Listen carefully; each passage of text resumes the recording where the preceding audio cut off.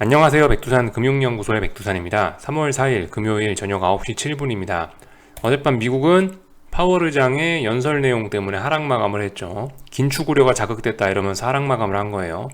나스닥이 1.5% 빠지고 S&P가 0.5%밖에 안 빠졌으니까 이 하락폭을 봐도 긴축 우려가 시장을 억눌렀구나라는 걸 알 수가 있습니다.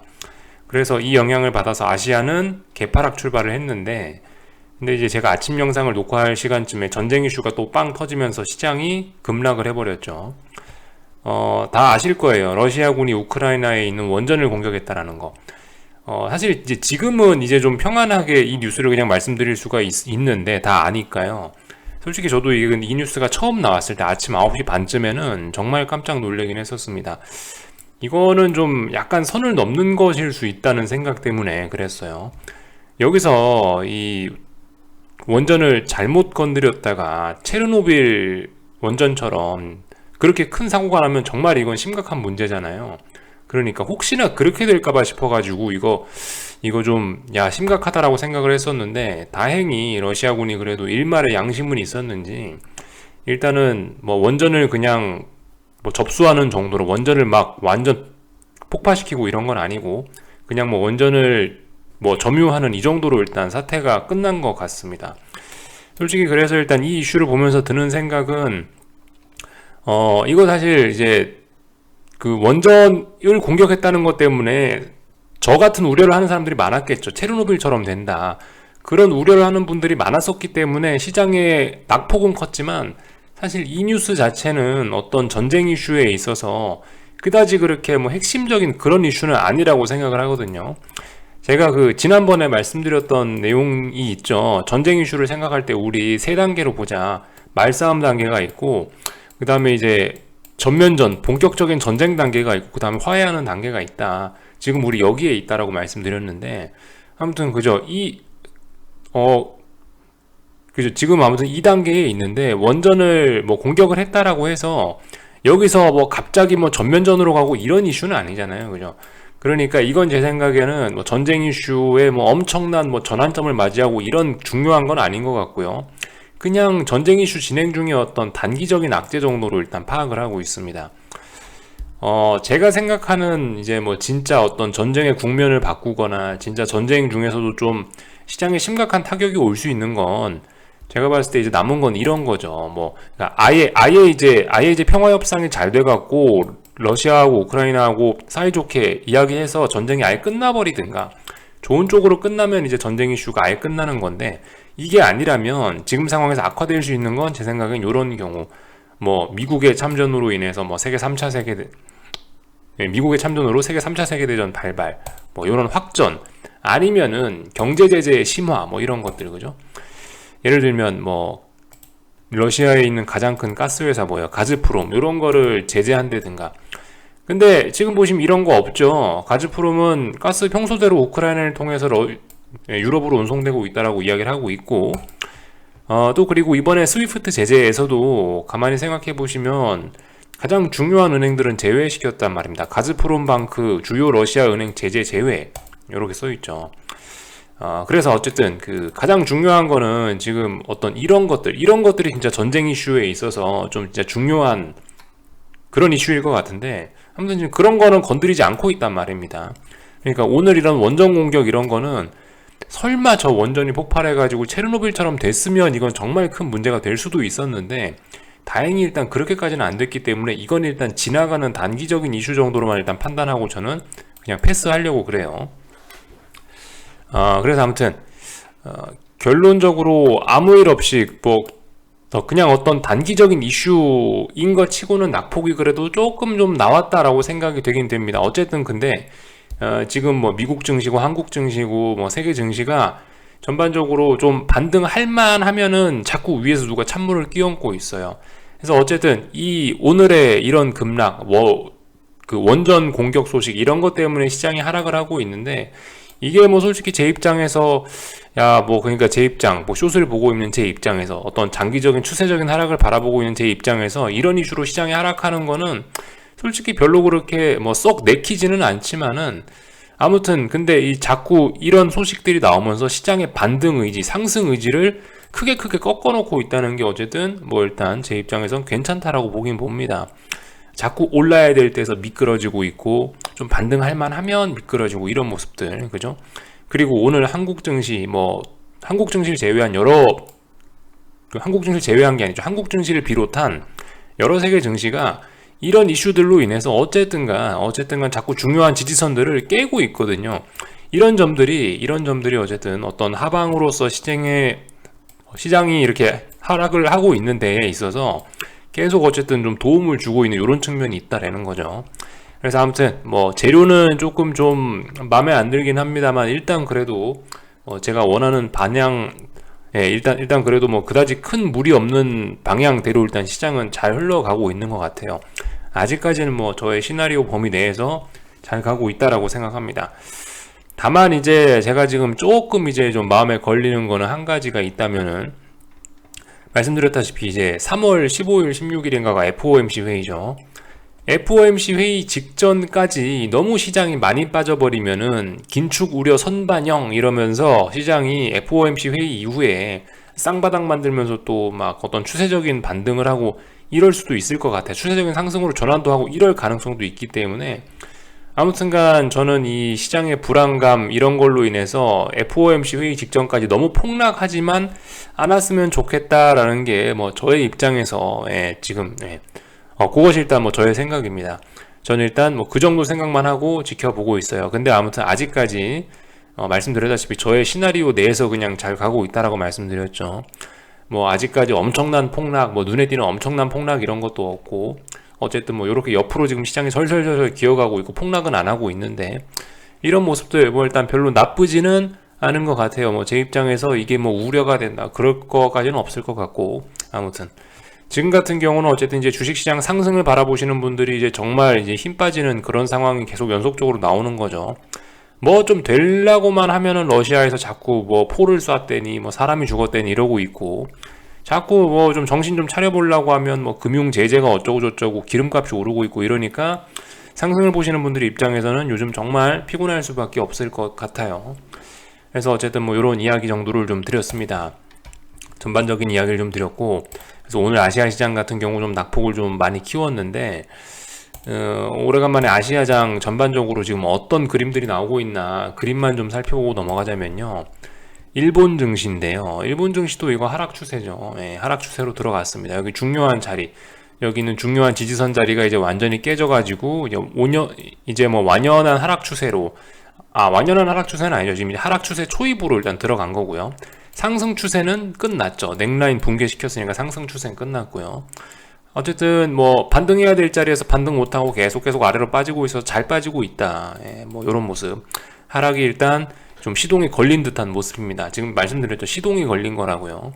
아직까지 완연한 하락 이런 건 아니고, 완연한 하락 이런 건 이제 코스피에나 어울리는 이야기, 홍콩 지수에나 어울리는 이야기고, 이런 건 하락 추세의 초입이죠. 일단 개인적으로 이렇게 보고 있습니다. 일본도 보시면 이렇게 좀 시원찮고요. 오래간만에 중국 증시를 한번 보면은 요런 모습입니다. 일단은 지난 한 달 동안 그리 난리를 부리더니 결과적으로 일단 저항을 많이 확인했어요. 그죠?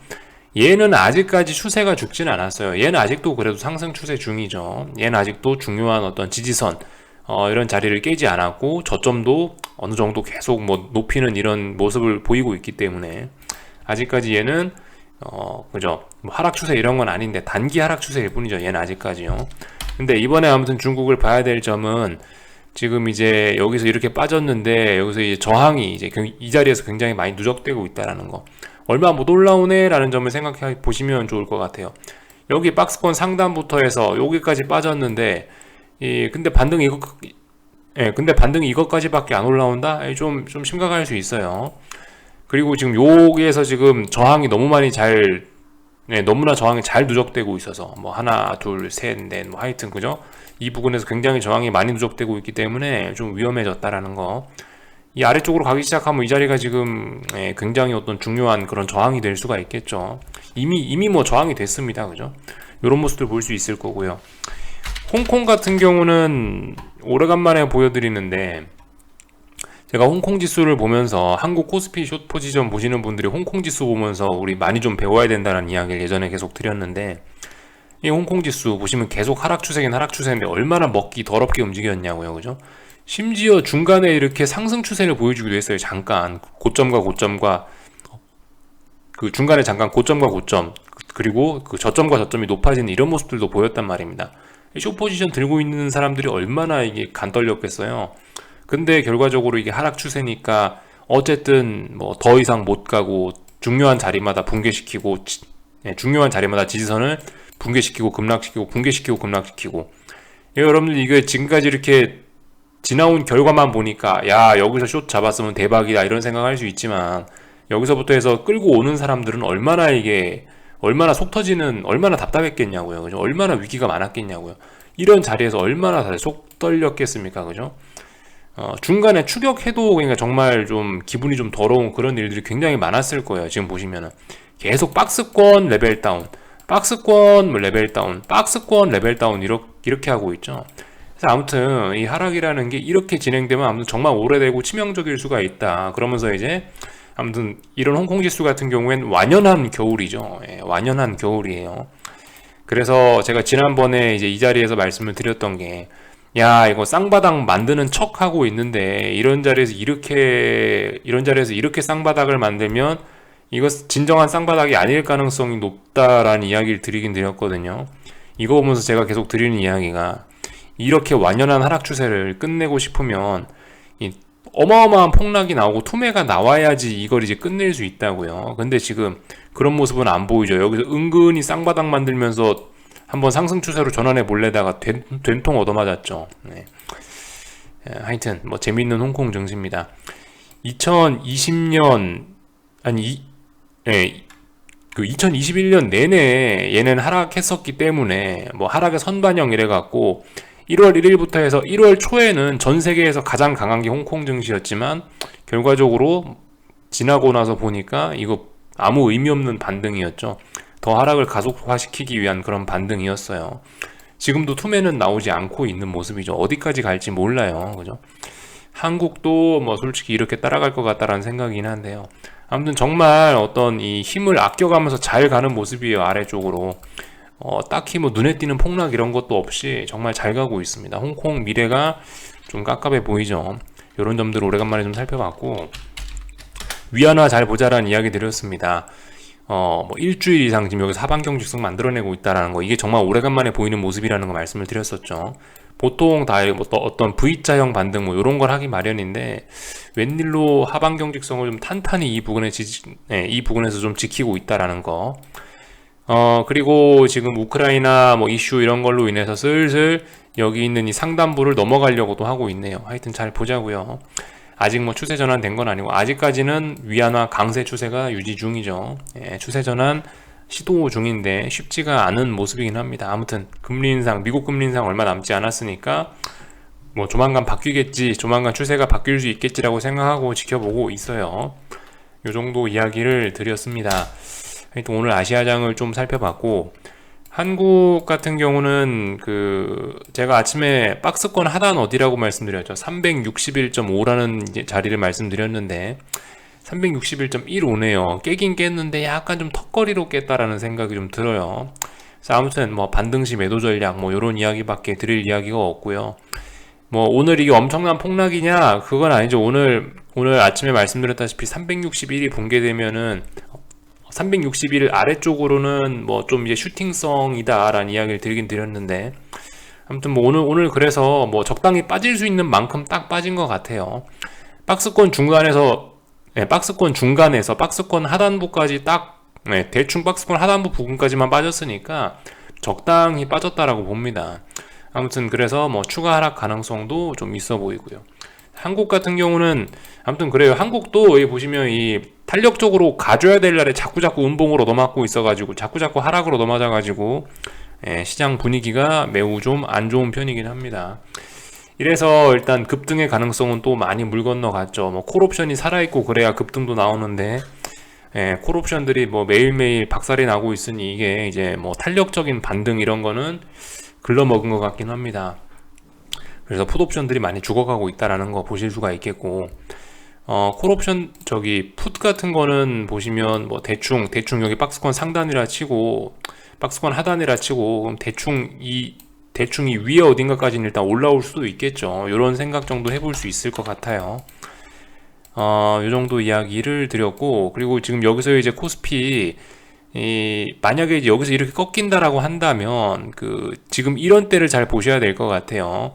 예전에 선물 400 테스트 하다가 어느 순간 여기서부터 선물 400 살짝 넘기기도 하다 어느 순간부터 여기서부터 여기부터 해서 400 터치 못했죠. 그러더니 그 다음번에 고점이 확연히 낮아지고 그 다음에 우르르르 쏟아졌습니다. 그죠? 이번에는 어떤가요? 이번에는 380이 중요한 어떤 저항인데 380 부근에도 못 가고 있고 370 부근에서 지금 버벅버벅거리고 있는 거고, 370 부근까지 갔다가 지금 이번에 반등 나오고 있는데 여기서 지금 367 정도까지밖에 못 가고 지금 일단 음봉을 맞고 있습니다. 이 분위기가 별로 안 좋죠. 제 생각엔 지금 이 자리가 이런 자리와 유사하다라고 생각이 좀 돼요. 일단 그럴 가능성이 좀 있어 보입니다. 확인해 봐야 알겠지만은 어쨌든 하락의 시세가 이게 뭐 연속성이 나와 봐야 여기서 연속성이 나와야 이제 지난번처럼 이렇게 될 수도 있을 텐데, 어쨌든 지금 분위기가 굉장히 좀 안 좋아지긴 했습니다. 그죠? 이 1월 27일 1월 말까지 폭락해가지고 지금 어쨌든 거의 한 달 가까이 여기서 힘을 모은 거 아니에요. 하락 에너지가 충전이 된 거 아닙니까? 하락 에너지 충전된 상황에서 이번에 반등을 했는데 이거 봐라, 고점이 여기서 조금 낮아지고 있네. 이런 거 좀 잘 봐야 될 거라는 거죠.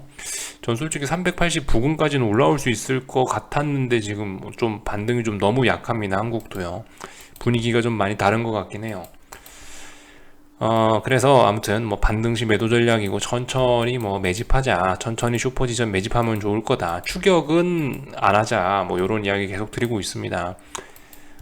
코스닥 같은 경우는 오늘 1300짜리를 저항으로 확인했네요. 그죠? 그럼 뭐 어떻게 해야 돼요? 반등시 매도 전략이고, 반등이 일단 멈췄다라고 저항 부근에서 2거래일 동안 돌았는데 못 넘었으니까 슈퍼지션 뭐 들어가는 게 맞겠죠. 매집 이런 거 하는 게 맞겠죠. 이렇게 보시면 될 것 같고요. 오늘 하여튼 뭐 전형적인 어떤 뭐 하락장의 모습들 나온 것 같아요. 뭐 특별히 더 뭐 드릴 이야기 없고, 삼성전자 같은 것도 요즘에 좀 비리비리하죠. 또 그리고 요즘 인터넷에서 보니까 뭐 스마트폰에서 삼성전자가 무슨 좀 추악한 짓을 했던 것 같더라고요. 이래저래 전저점이 그래서 위협을 받고 있는 상황입니다. 그죠? 전저점이 많이 위험해졌어요. 전저점에 대한 지지력이 잘 보이지 않네요. 예. 요까지만 이야기하면 될 것 같습니다. 그리고 오늘 원달러 환율 같은 경우는 그죠? 아무튼 저는 전쟁 이슈 때문에 이렇게 환율이 움직이는 걸 별로 좋아하지는 않는데 어쨌든간 뭐 잘 가고 있어요. 오늘 그래서 무려 10원이 넘게 올라서 1215원을 터치를 했네요. 네. 아무튼 지금까지 중요했던 저항이 어딘가요? 1207원 자리였죠. 근데 이런 자리를 이렇게 돌파 한착 했으니까 어쨌든 우상향 추세는 계속 된다라고 볼 수 있을 텐데, 다만 이제 최근에 이게 아무래도 전쟁 이슈 때문에 환율이 이렇게 움직이다 보니까 환율의 움직임이 다소 빠른 듯하다는 느낌은 있습니다. 물론 뭐 이 정도로는 아직까지는 괜찮다라는 생각이긴 한데요. 내일 정도는 좀 이런 움직임을 좀 쉬워졌으면 좋겠다라는 게 일단 뭐 저의 바람입니다. 예. 지금 1195원부터 해서 1200원이란 중요한 자리를 돌파 한장하고 1215원까지 왔는데 얼마 안 걸리고 이 와중에 힘도 좀 많이 썼고 속도도 좀 빠르고 정도도 좀 가파르고 이렇단 말이죠. 물론 조금 더 안 쉬고 올라가도 괜찮을 것 같긴 하지만, 그래도 제 생각에는 너 멀리 가고 싶으면 여기쯤에서 좀 쉬는 게 어떻겠어? 라는 게 일단 뭐 저의 생각이긴 합니다. 환율은 움직임이 조금 좀 빠르고 급격한 것 같아요. 조금 좀 쉬어줬으면은 바람직하겠다 싶습니다. 요까지를 보면은 한국장 다 본 것 같고요. 뭐 금요일이니까 저기 주봉 한 번씩 다 체크하셔야 되겠죠. 뭐 이야기 안 해도 뭐 그런 부분은 스스로들 해 보시고요. 오늘 미국장은 이제 뭐 해야 되겠어요? 오늘 미국장은 어제 여기 지금 현재 S&P인데 S&P 보시면 지난 5거래일 동안 박스 상단이 여기고 박스 하단이 여기잖아요. 일단 뭐 어쨌든 악재가 뭐 제 생각에 그렇게 엄청난 악재는 아닌데, 원자력 발전소 공격했다는 게요. 그러니까 원자력 발전소 공격했다는 걸 결과적으로 놓고 보니까 별로 그렇게 엄청난 이슈는 아니었는데, 그런 이슈치고는 어쨌든 조금 좀 많이 빠지고 있다라는 생각은 들긴 드는데, 아무튼 악재가 나왔으니까 뭐다 이제 지지력을 아마 테스트 하겠죠. 오늘 밤에요. 지지력 어디가 지지력일까요? 대충 봐서 4300 정도 자리가 어떤 지지력이 되겠죠. 저기 S&P 기준으로요. 여기서 하나 둘 셋 넷 다섯 5거래일 동안 여기서 놀고 있잖아요. 박스권 대충 4300 그리고 4380 요 80포인트 안에 박스권에서 움직이고 있는 건데, 어제는 박스권 상단을 확인했고 오늘은 어떤 악재가 나왔으니까 아마 박스권 하단을 테스트하지 않을까 싶습니다. 박스권 하단을 붕괴시킬지 안 붕괴시킬지는 잘 모르겠어요. 어떻게 될지 모르겠는데 하여튼 박스권 하단을 테스트하겠죠.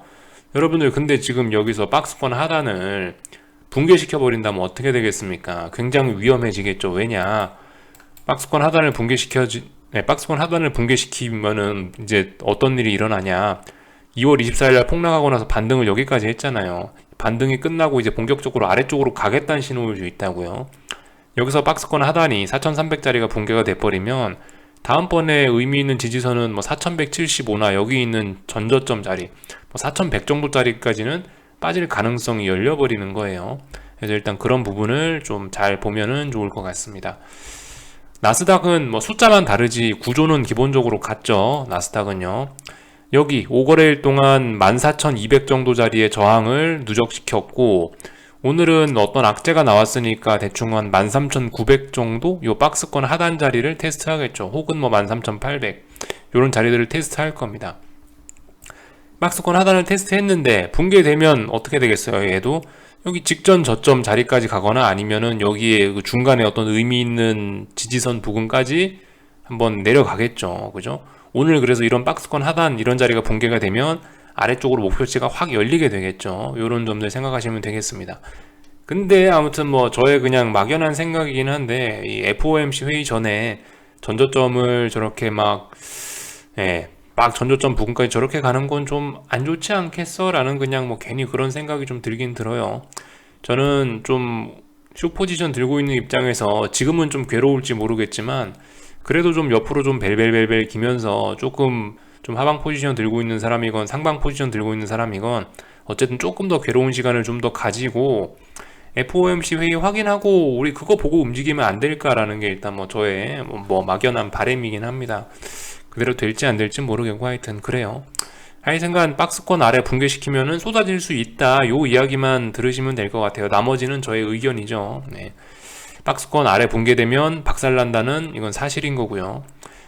이 정도까지 이야기를 드렸고, 하여튼 지금 현재 미국장 개장 전인데 이런 식으로 안전자산 선호가 좀 나타나고 있긴 해요. 안전자산 선호 나타나고 있긴 한데 이제 아침에 그렇게 컸던 충격에선 지금 조금 좀 벗어나긴 했죠. 왜냐, 원자력 발전소가 완전히 폭발나서 뭐 박살난 건 아니니까요. 어느 정도 뭐 조금 회복은 하고 있는데 글쎄요, 뭐 어떻게 되려나 잘 모르겠습니다. 일단 오늘 밤 그래서 이 미국의 박스권 하단 자리 테스트를 지켜보자고요. 국제유가는 지금 굉장히 중요한 자리일 수 있으니까 이거 말씀드렸죠. 하방 베팅해 볼 만한 가치가 있다라는 이야기를 드렸으니까 이런 자리에서는 솔직히 저는 조금씩 베팅하고 이런 거는 좀 아니라고 생각해요. 이런 자리는 뭐 어쩔 수 없이 손절할 수도 있죠. 어쩔 수 없이 손해 볼 수도 있는데 이런 자리에서는 어쨌든 역사적인 고점이 될 수 있는 그런 가능성이 있는 엄청나게 잠재력이 큰 자리이기 때문에 비중 작게가 아니고 무섭더라도 크게 들어가는 게 맞다라고 봐요. 일단 뭐 그런 생각이고, 오늘 밤에 110달러 부근에 또 테스트 하겠죠. 지금 하루 종일 110달러 테스트 하고 있어요. 그래서 오늘 밤에 110달러 테스트 했는데 뭐 이런 식으로 양봉으로 마감하거나 그러면은 그러면 제 생각에는 일단은 뭐 이 정도 뭐 어쨌든 110달러 정도에서 마감한다 이러면 제 생각에 비중을 조금 줄이는 게 맞지 않나 싶긴 한데, 어쨌든 그죠? 110달러 완전히 돌파한 착하기 전까지는 포기 안 하셨으면 좋겠습니다. 모르죠. 뭐 오늘 이렇게 마감해 놓고 내일 다시 뭐 급락할지 어쩔지 모르는데, 아무튼 110달러 오늘 밤에 테스트 할 거고, 제가 봤을 때 원칙적으로는 이게 어쨌든 맞을 것 같긴 해요. 지금 110달러를 만약에 이렇게 마감한다, 110.4, 110.5 이렇게 해서 여기 오늘 양봉으로 이렇게 마감한다 라고 한다면은 지금 이거는 별로 어쨌든 숏 보시는 분들한테 안 좋은 거긴 해요.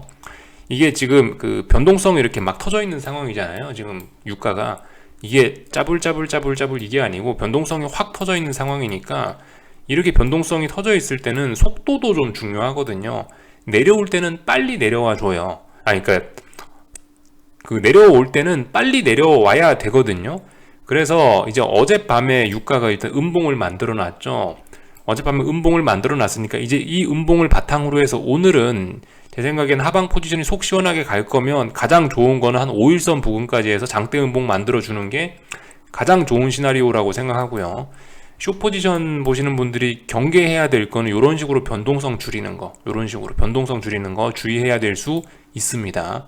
그래서 아무튼 이런 식으로 마감하면 그 안타깝지만, 아무리 좋은 자리라고 말씀드렸지만 비중은 조금만 좀 줄여보시는 게 어떨까라는 이야기를 뭐 드려보고 있어요. 변동성이 이렇게 확 지금 커진 거 아니에요. 변동성이 확 커져 있는 상황인데 지금 몇 거래일 동안, 지금 3거래일 동안 이렇게 옆으로 기는 거 아닙니까? 옆으로 기면서 여기서 힘 충전하고 있는 거예요. 여기서 힘을 충전하는 게 아니고 하락을 할 거면 확 내려와야 된다고요.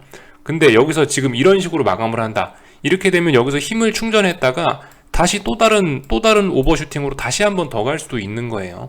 그래서 이런 가능성을 좀 경계하셔야 된다라는 점 말씀드리고 싶고요. 그래서 아무튼 오늘 밤에 어떻게 마감되는지 잘 보자고요. 오늘 밤에 뭐 당장 뭘 움직이는 것보다는 제 생각엔 이 월요일 날 움직이셔도 괜찮을 것 같아요. 오늘 밤은 일단 그냥 주무셔 보시고, 아니면은 토요일 날 새벽 5시 반에 알람 맞춰갖고 또 일어나서 국제유가 종가가 어떻게 마감이 되나, 오늘 유가가 얼마에 마감될까를 보셨다가 마감 때 좀 결정하시는 게 좋지 않을까 싶습니다. 이런 식으로 마감이 되면 어떤 이 상승 피로감을 소화하는 것일 수 있기 때문에 일부 숏 포지션 좀 비중 축소해 보는 게 좋을 것 같고, 만약에 오늘 그냥 속 시원하게 급락해서 5일선 부근까지 내려오고 뭐 어제의 저점을 붕괴시키고 이러면은 계속 숏 포지션 들고 가는 거죠.